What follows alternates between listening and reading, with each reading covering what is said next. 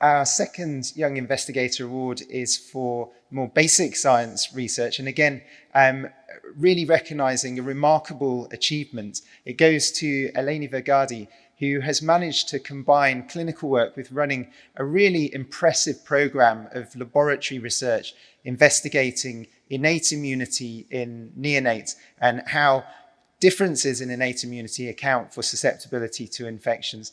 Eleni is a very well-deserving recipient of this award.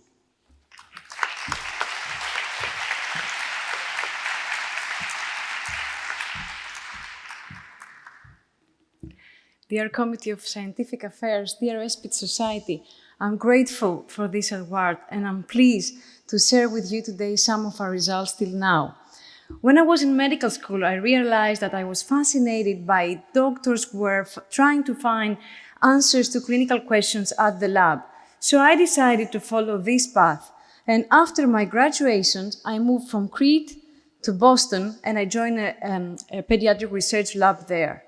In my first project, I found out that the early life insults, such as hypoxia, was able to promote macrophage infiltration in the lungs. And some of these macrophages were actually activated. But to our surprise, these activated macrophages were not expressing iNOS, but other markers that promoted vascular remodeling. And at this time period, based on our work and other work of others as well, it was becoming evident in the literature that macrophage activation is not always the same, and different environmental stimuli may lead to functionally different macrophage populations. After my research fellowship there, I returned back to my home institution where I tried to combine clinical and research work, mostly in Crete, but in other places as well. And at that point, it was clear to me that I would like to follow ESPID. And what really interested me was the host responses to infection in early life. The first question to be answered were why neutrophils have reduced ability to adhere and transmigate via the endothelium during inflammation. And what we found is that the protein that was secreted by endothelial cells, that is called DEL1, was elevated in neonates under both normal and septic conditions.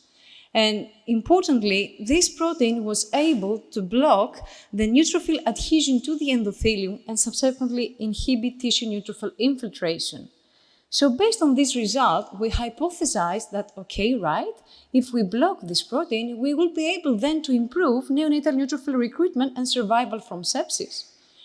And to my great disappointment, we managed to prove exactly the opposite, as the depletion of this protein in a mouse model of neonatal sepsis was deleterious for sepsis survival. And actually, we also noted that high DEL1 levels correlated with lower mortality in septic human neonates. And it is at this part in your research where you have no idea of what is going on, and you realize that your hypothesis is wrong. And no matter how many times you do the experiments, you realize that you are wrong. But this is science, and you have to admit as soon as possible that you are wrong in order to be able to find what's really going on and what's the truth. And to make the long story short, after various experimentation, we found out that neonatal mice that were lacking this protein were developing neutropenia in the peripheral blood and in the bone marrow, as this protein was found to be important to promote neutrophil progenitors and neutrophil production in the bone marrow, so preventing by this way neutropenia in the peripheral blood, controlling bacteremia, and improving survival by this way. After this research, our next question is to try to find out why group beta streptococcus is commensal for adults but a pathogen in early life. And we have noticed in our early experiments that neonatal macrophages are incapable to efficiently eliminate GBS in vitro. And it appears that only in neonatal macrophages, GBS has the ability to break the phagosome and escape and proliferate to the cytosol. Based on RNA-seq experiments, and on this volcano plot, you can realize that scavenger receptor expression is the one that predominates in neonatal macrophages, and non-opsonic phagocytosis is actually taking place. And we believe that this is the mechanism that partially contributes to neonatal susceptibility to GBS infection. To finalize, I will be eager to see how these findings can be translated to clinical practice. And I do recognize that this transition will be slow. And it is true that as the more that we learn, the more questions will arise and more research will be required to answer these questions. And all this research that I presented to you, it's not only mine, it's a teamwork.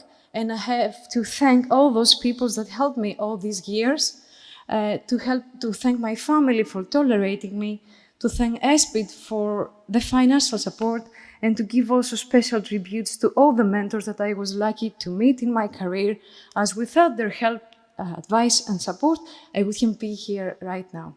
Thank you.